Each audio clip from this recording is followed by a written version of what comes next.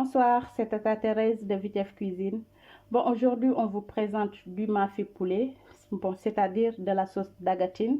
Et pour faire notre recette, on aura besoin d'un poulet ou des cuisses de poulet. Ça, c'est pour faire mon assaisonnement. Nous, on l'appelle le nokos.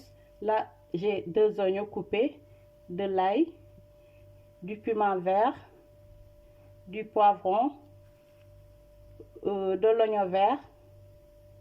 J'aurai besoin aussi un peu d'huile, de la tomate concentrée, et de la tomate pelée concassée, de la pâte d'arachide. Ça, c'est du céleri. J'aurai besoin aussi des légumes. Là, j'ai pommes de terre. Là, j'ai des carottes. Et là, j'ai de la patate douce. Et j'aurai besoin aussi de quelques épices. Pour les épices, j'ai du basilic, un peu de piment, du poivre noir, du paprika, un peu de sel et les feuilles de laurier. Waa mbokk yi tey nag dama leen indi tey mafé version française. Et pour ma def sama mafé nag dama koy togg ak ganaar mooy cuisse de poulet wala yàpp ganaar. Léegi pour def tey sama mafé parce que version française la duma ko géejee duma ko yët. Voilà, dama koy togg tubaab comme niñ ko waxee. Léegi nag lii laa ci soxla sama ganaar. Dinaa ci soxla aussi lu may dëbb sama nokkos mooy li ngeen gis nii. Léegi dinaa ci def tamit ci nokkos bi tuuti céleri. Lii dinaa ci def lii mooy dege bi. Dinaa ci def tamit légumes yi tamit lii laa ci def pomme de terre, carotte ak pataas. Léegi dinaa ci def tamit épices yi lii laa ci yor paprika, ma yor fi poivre noir, ma yor fi tuuti kaani, ma yor fi basilic aussi ak tuuti xorom ak feuille de laurier.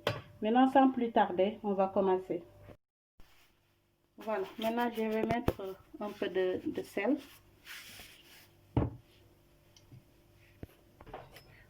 Waa léegi mbokk gis ngeen fi teg naa fi sama diwlin damay ñëw daal di saaf sama ganaar bi.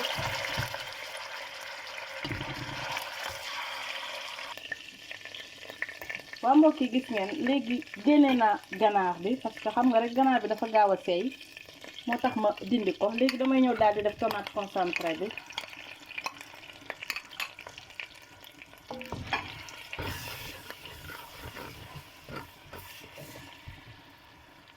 Ma defaale bi aussi tomate njamb bi comme ça mu jógaale ñoom ñaar yëpp.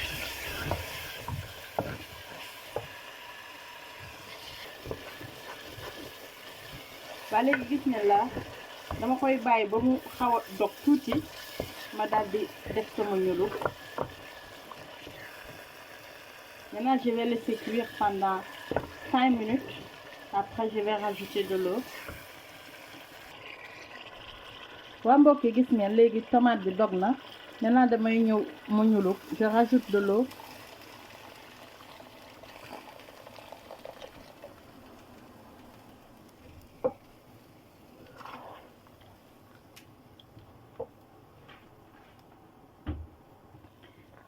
Léegi je vais mettre la pâte d'arachide. Damay def dege bi. Moi je le mets directement. Je ne diluie pas avec de l'eau.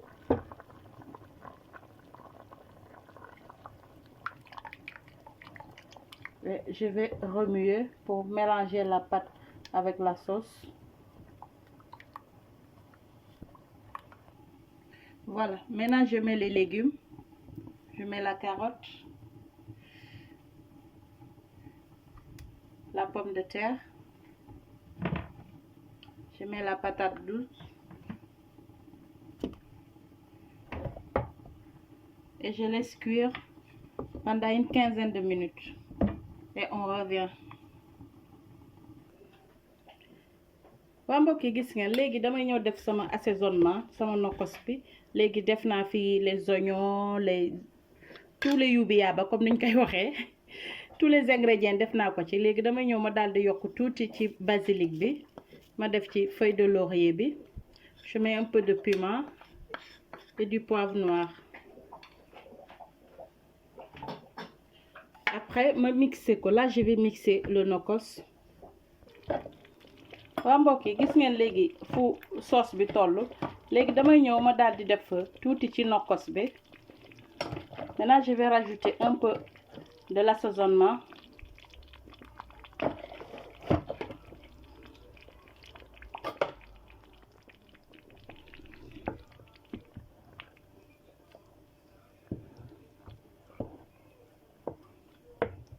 waaye bi mooy Mafé Express waay Mafé version française aka gaaw a togg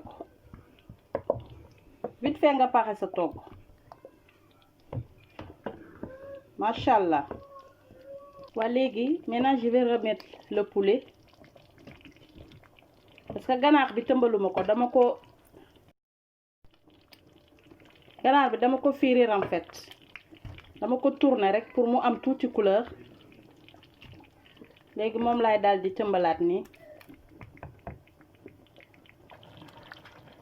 ba mbokk yi gis ngeen avancement sauce bi léegi damay daal di ma def tuuti vinaigre parce que sauce bi ñor na ba pare après ma bàyyi ko vinaigre bi daal di imprégné bu baax pendant 2 minutes ma daal di teggi sama sauce léegi ñu ñëw ñu dressé suñu assiette.